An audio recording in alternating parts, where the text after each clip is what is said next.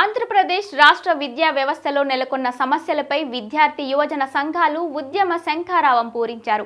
సంక్షేమ హాస్టళ్లలో వసతులేమి, కళాశాలలో ఫీజు బకాయిలు, ఫీజు రియంబర్స్మెంట్ పరిష్కారానికి తక్షణమే చర్యలు తీసుకోవాలని ప్రభుత్వాన్ని డిమాండ్ చేస్తున్నారు. ఆయా సంఘాల నేతృత్వంలో విజయవాడ కేంద్రంగా పోరు దీక్షకు సమాయత్తమయ్యారు. 6 నెలల కూటమి పాలనలో రాష్ట్రంలో విద్యా వ్యవస్థ భ్రష్టు పట్టిందని వైఎస్ఆర్ స్టూడెంట్ యూనియన్ రాష్ట్ర వర్కింగ్ అధ్యక్షులు రవిచంద్ర విమర్శించారు. విద్యాశాఖ మంత్రి లోకేష్ ట్విట్టర్ మంత్రిగా మారారని ఎద్దేవా చేశారు. విద్యా వ్యవస్థలోని సమస్యల పరిష్కారం కోరుతూ ఈ నెల 30న పోరు దీక్ష చేస్తున్నట్లు చెప్పారు. విద్యారంగ పరిస్థితి చాలా భ్రష్టు పట్టిపోయింది. 6 నెలల కూటమి ప్రభుత్వ పాలనలో విద్యారంగం తీవ్రంగా నీరుగారిపోయింది. అధికారం చేపట్టక ముందు అనేక హామీలు ఇచ్చారు చంద్రబాబు నాయుడు ప్రభుత్వం, కూటమి నేతలు. ఈరోజు అధికారం చేపట్టిన 6 నెలల్లో తల్లికి వందనం లేదు, ఫీజు బకాయిలు ఇవ్వలేదు, డిఎస్సి మెగా డిఎస్సి పేరుతోటి 16,345 పోస్టులని ఇచ్చిన చంద్రబాబు నాయుడు ఈరోజు వాటి భర్తీ కోసం నోటిఫికేషన్ ఇప్పటి వరకు ఇవ్వలేదు. నిరుద్యోగులకి నిరుద్యోగ భృతి ఇవ్వడం లేదు. మొత్తం వెరసి ఈరోజు రాష్ట్రంలో ఎక్కడికక్కడ విద్యార్థులు అనేక సమస్యలు ఎదుర్కొంటున్నా కానీ ఈ ప్రభుత్వం ఏమాత్రం చెల్లించడం లేదు. మొత్తం 3,900 కోట్ల రూపాయలు ఫీజు బకాయిలు ఉన్నాయి. అవి ఎప్పటిలోగా రిలీజ్ చేస్తారో ఇప్పటివరకు ప్రభుత్వం నుంచి ఒక స్పష్టత లేదు.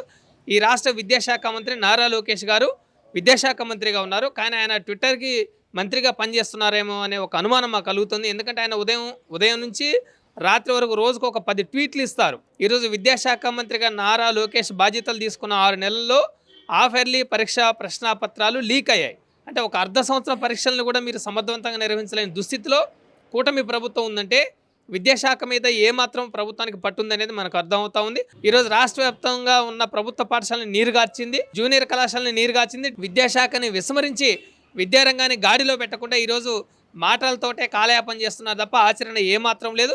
ఈ రాష్ట్ర విద్యాశాఖ మంత్రి ఏమాత్రం చలనం లేకుండా సమీక్షా సమావేశాలతోటే కాలయాపన చేస్తూ ఉన్నారు.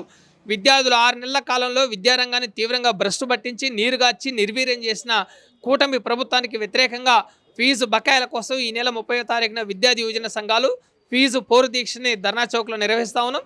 వీటిల్లో విద్యార్థులు పాల్గొని విజయవంతం చేయాలని కోరుతున్నాం. పేద విద్యార్థులను పీజీ విద్యకు దూరం చేసే జీవో నెంబర్ 77ని రద్దు చేయాలని ఏఐఎస్ఎఫ్ రాష్ట్ర ప్రధాన కార్యదర్శి బందెల నాసర్జీ ప్రభుత్వాన్ని డిమాండ్ చేశారు.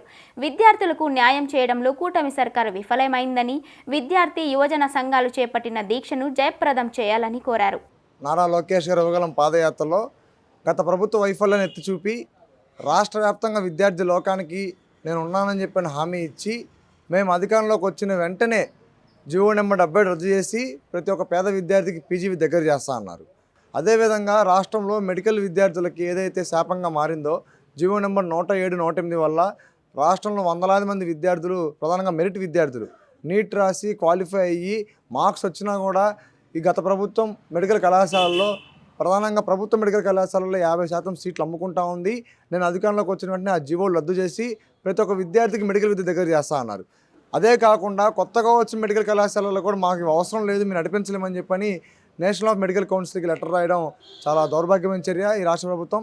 కాబట్టి మేము చెప్తా ఉన్నాం, పూర్తిగా విద్యాశాఖ మంత్రి నారా లోకేష్ గారు విద్యార్థులకు న్యాయం చేయడంలో వైఫల్యం చెందారు. అందుకే ఏఐఎస్ఎఫ్గా గత కొన్ని నెలలుగా ఈ రాష్ట్రంలో నిరసన కార్యక్రమాలు నినాదాల రూపంలో ఈ ప్రభుత్వానికి ఇచ్చాము. వాళ్ళు కనీసం వినలేదు, చూడలేదు. కాబట్టి ఏఐఎస్ఎఫ్గా ఇతర విద్యార్థి సంఘాలుగా రోడ్లు ఎక్కుతూ ఉన్నాం. ప్రధానంగా నారా లోకేష్ గారు చెప్తా ఉన్నారు, ఈ ప్రభుత్వానికి పెద్ద విజన్ ఉంది, 20 లక్షల ఉద్యోగాలు ఇస్తామని చెప్పని.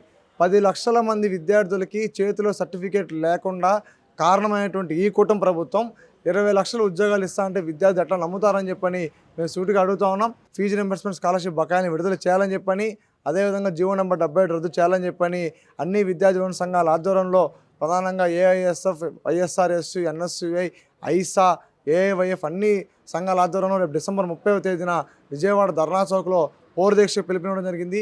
ఈ పోరు దీక్షలో రాష్ట్రంలో ఉన్నటువంటి విద్యార్థి లోకం పూర్తిగా హాజరయ్యి ఈ దీక్షని జయప్రదం చేయవలసిందిగా కోరుతా ఉన్నాం. ఏపీలో విద్యను వ్యాపారం చేస్తున్నారని ఎన్ఎస్యుఐ రాష్ట్ర ప్రధాన కార్యదర్శి శ్రీనివాస్ విమర్శించారు. విద్యార్థుల ఫీజుల బకాయిలు చెల్లించాలని ప్రభుత్వాన్ని డిమాండ్ చేశారు. పేద విద్యార్థుల విద్యకు ఆటంకం కలగకుండా చేయటమే తమ లక్ష్యమన్నారు. ఈరోజు రాష్ట్రంలో విద్యను వ్యాపారం చేస్తున్నారు పలు విద్యాసంస్థ యాజమాన్యాలు.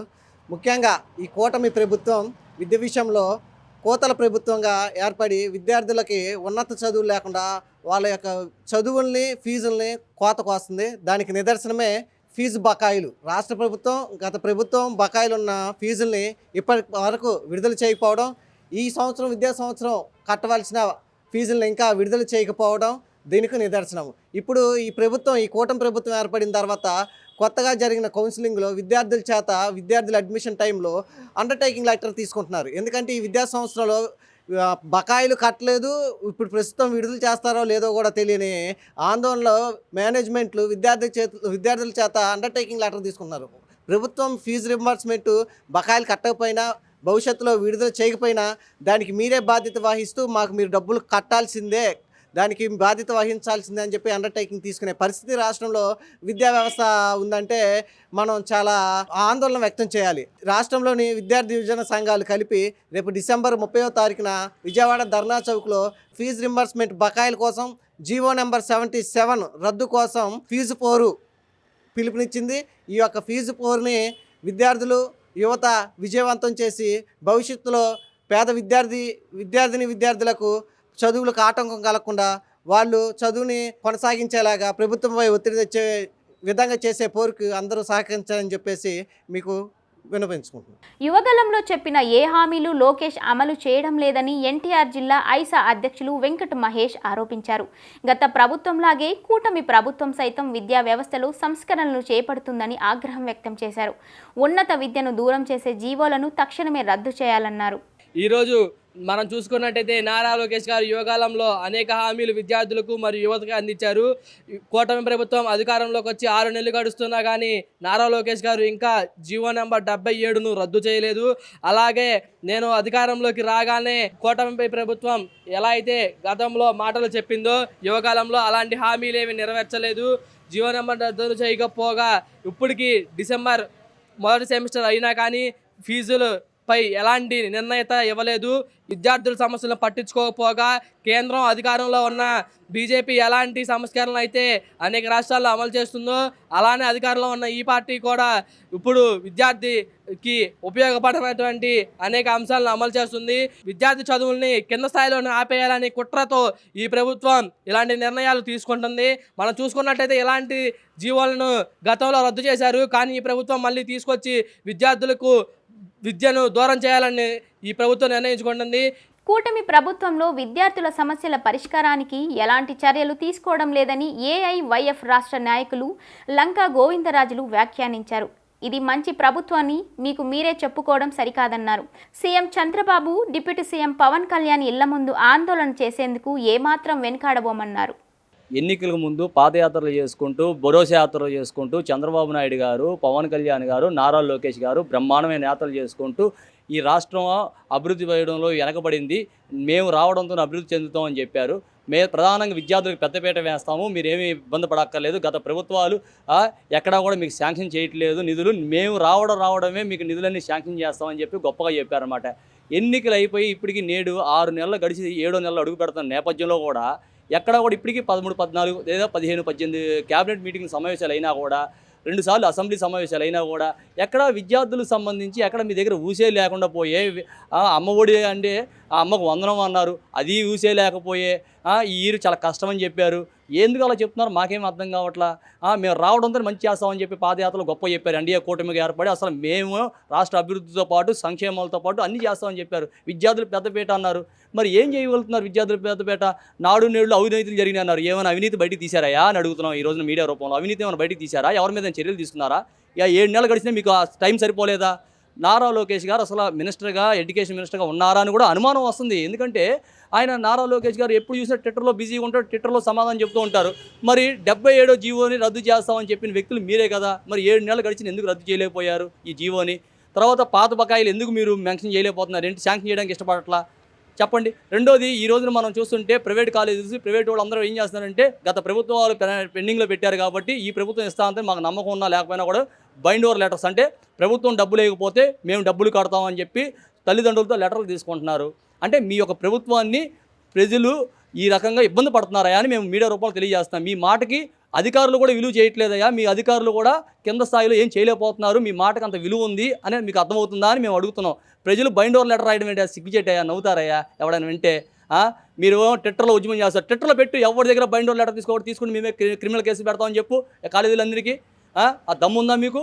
పెట్టండి, అది వాస్తవం కాదో బయట తీయండి. మంచి ప్రభుత్వం అనడానికి కనీసం రేపు జరగబోయే క్యాబినెట్ 2వ తారీఖున జరగబోయే క్యాబినెట్లో అయినా సరే ఈ 77వ జీవోని రద్దు చేస్తున్నాము, మేము విద్యార్థులకి పాత బకాయిలన్నీ కూడా మేము శాంక్షన్ చేస్తున్నామని చెప్పేసి అనౌన్స్ చేయండి. Chandrababu Naidu garu CM, deputy CM Pawan Kalyan గారికి ఖచ్చితంగా వారి కార్యాలయం దగ్గరికి వచ్చి ఆందోళన చేయడానికి కూడా వెనకాడిగే ప్రసక్తే లేదు. దయచేసి అక్కడ దాకా తెచ్చుకోవద్దని చెప్పేసి ప్రభుత్వాన్ని సవివరంగా మీడియా రూపంలో తెలియజేస్తాం. మీరు ఎక్కడ దాకా తెచ్చుకుంటే మాత్రం విద్యార్థులు రోడ్డు ఎక్కితే ఏమవుద్దో అందరికీ తెలిసిందే. మరొక శ్రీలంక అయినా ఆశ్చర్యపోవాల్సిన పని లేదు. హామీల పేరుతో ఇష్టానుసారమైన హామీలు ఇచ్చే గొప్ప కుదరదు. హామీలు అమలు చేయకపోతే ఖచ్చితంగా ఈ రాష్ట్రంలో మీ పాలన కొనసాగే పరిస్థితి ఉండదు. హామీలు అమలు చేస్తే మాకు 4.5 సంవత్సరాలు ఉన్నాయి, లేకపోతే జమిని ఎన్నికల వరకు మేమే సీఎం అంటే కుదరదు. మీ ఇంటికి వచ్చి గలాటా చేసేది వెనకాడము. ఖచ్చితంగా హామీ నిలబెట్టుకునేంత వరకు మా ఫైట్ ఉంటుందని చెప్పేసి మీడియా రూపంలో తెలియజేస్తాం. మొత్తంగా ఏదైతే విద్యా వ్యవస్థలో లోపాలని సరిదిద్దాలని, అలాగే విద్యా వ్యవస్థ పరిరక్షణకై ఖచ్చితంగా ప్రభుత్వం చర్యలు తీసుకోవాలని డిమాండ్ చేస్తూ విద్యార్థి యువజన సంఘాలు ఉద్యమ బాట పట్టాయి. ఈ నెల 30వ తేదీన రాజధాని ప్రాంతమైనటువంటి విజయవాడ కేంద్రంగా పౌర దీక్షకి సంకల్పించాయి. ప్రభుత్వం స్పందించిన పక్షంలో ముఖ్యమంత్రి, ఉప ముఖ్యమంత్రుల నివాసాలను ముట్టడించేందుకు కూడా వెనకాడమని ఈ సందర్భంగా విద్యార్థి సంఘాల, యువజన సంఘాల నేతలు స్పష్టం చేస్తున్నారు. కెమెరా పర్సన్ రెహమాన్తో నాని, జర్నలిస్ట్, ఏపీ అమరావతి, అభినవ్ భారత్.